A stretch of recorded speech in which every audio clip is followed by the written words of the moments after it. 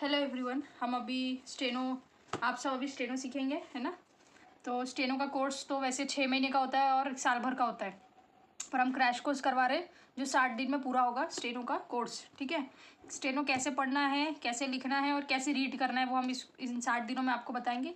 Consistency रखनी है, आपको रोज़ क्लास अटेंड करना है और स्टेनो सीखने के लिए क्या क्या रिक्वायरमेंट है वो आपको अभी हम बता देते हैं। एक ऐसी किताब स्टेनो पिक पेन की आती है, एक ऐसी छोटी किताब, ठीक है, कुछ आपको 210 के आसपास मिल जाएगी। ऐसी किताब आपको ख़रीद लेना है और बाकी आपको मटेरियल मेरे इस चैनल पे तो मिल ही जाएगा।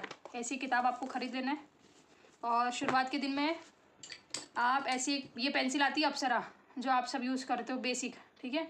और एक पेंसिल आती है ये वाली स्टेनो की, तो आपको ऐसी अप्सरा की स्टेनो की पेंसिल आती है, ये वाली ख़रीदना है और इससे प्रैक्टिस करनी है। इससे प्रैक्टिस नहीं करना है, इससे प्रैक्टिस अगर शुरू से इससे प्रैक्टिस करने से स्पीड भी ख़राब हो जाती है और वो जो लिखने का जो जैसे अभी आप देखो ये है ना, पेंसिल से अभी आप लिखोगे इसमें, ये देखो, है ना। अगर आप देखोगे जूम करके तो आपको समझ में आएगा कि अप्सरा से ये जो लिखा हुआ हमने, ये दोनों भी डार्क लाइन आई है और इस अप्सरा से लिखा हमने और इस पेंसिल से लिखा है तो देखो एक डार्क लाइन आई है और एक लाइट लाइन आई है। तो इस पेंसिल की खासियत होती है कि ये बहुत डार्क और लाइट है ना, और डॉट, ये सब ये आसानी से ये पेंसिल में डिफरेंस हो जाता है, इसलिए ये वाली पेंसिल यूज़ करनी है, ये पेंसिल यूज़ नहीं करनी है। ठीक है, अगर एक दिन आप पेंसिल अपने क्लास में नहीं लेके गए हो तो आपको सिर्फ रीड करना है, पर हैबिट आप इसी पेंसिल से डालो इनिशियली, जो बच्चे हैं वो जिनको डिफरेंस समझ में नहीं आता।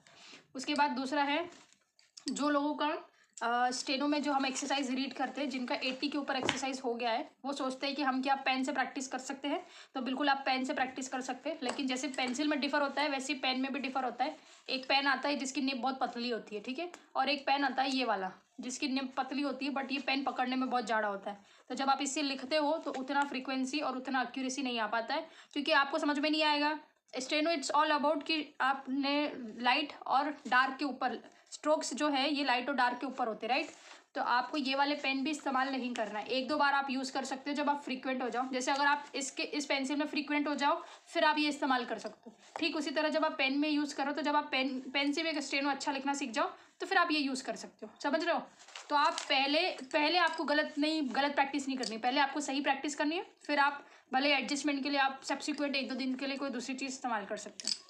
ये हो गया पेंसिल के बारे में और आपको कौन सा पेन या पेंसिल इस्तेमाल करना है, और ये मैंने आपको बुक के बारे में बता दिया। अब इनिशियली जब आप प्रैक्टिस कर रहे हो तो एक तो ऐसी किताब आती है जो मार्केट में बहुत मिलती है, ठीक है। तो इनिशियली जब तक आप 20 एक्सरसाइज तक जाते हो तो आप ऐसी वाली किताब में प्रैक्टिस कर सकते हो, ठीक है। नॉर्मल प्रैक्टिस भी आप इस किताब में आप कर सकते हो, लेकिन जब आप डिक्टेशन लेना स्टार्ट कर दोगे तो आपको ध्यान रखना है कि आपको ऐसा नोट पैड आते, इस टाइप के आपको नोट पैड लेना है। देखो, समझ रहे हो, ये इसमें और इसमें बहुत फ़र्क होता है। जब आप धीरे धीरे स्टेनो की प्रैक्टिस करोगे तो आपको फ़र्क पता चल जाएगा। तो आपको स्टेनो के नोट पैड्स आते हैं, वो इस्तेमाल करना है डिक्टेशन के लिए, नॉर्मल किताब यूज़ नहीं करनी है, ठीक है। उसके बाद आप देखो कि अगर आप ढंग से प्रैक्टिस करोगे तो आपकी 30 दिन में कुछ ऐसी फ्रीक्वेंसी, ऐसी एक्यूरेसी यहाँ तक आपकी आ जाएगी। और ये है 60 डेज़ का, आप देख सकते हो कितना बढ़िया और एकदम बारीक लिखा हुआ है। तो यहाँ तक पहुँचने के लिए आपको रोज़ प्रैक्टिस करनी है और एक्यूरेसी आपको मेंटेन करना है, ठीक है। ये सब मैंने आपको बता दिया बेसिक रिक्वायरमेंट्स है।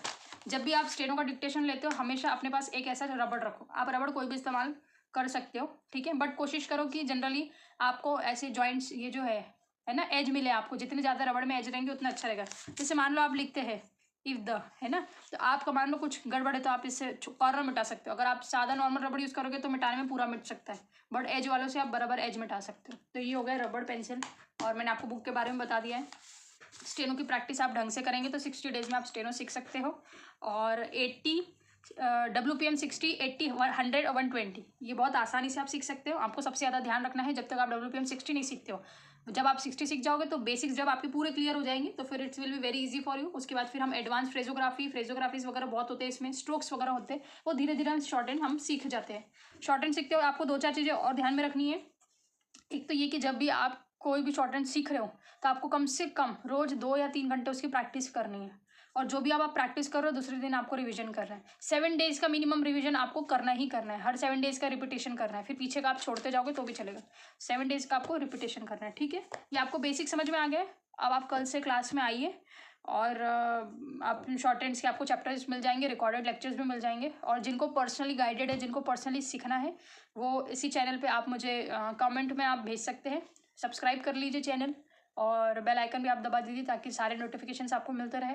और आप प्लीज़ चैनल को लाइक कीजिए, सब्सक्राइब कीजिए। और आपको अगर पर्सनली सीखना है तो ये 200 रुपीज़ पर मंथ का फ़ीस है, आप वो पे करके इसको स्टेनो को सीख सकते हैं। आपको पर्सनल गाइडेंस मिली जाएगी, पर्सनल आपको लेक्चर्स मिले जाएंगे, पर्सनल रिकॉर्डेड भी आपको प्रोवाइड किए जाएंगे व्हाट्सएप पे। तो जिसको भी सीखना है वो ऑनलाइन यहाँ पे भी सीख सकते हैं, और ऐसे भी आप यूट्यूब के थ्रू भी सीख सकते हैं। इट इज़ फार बेटर, क्योंकि आपको बहुत सारी पब्लिक एक साथ मिल जाएगी।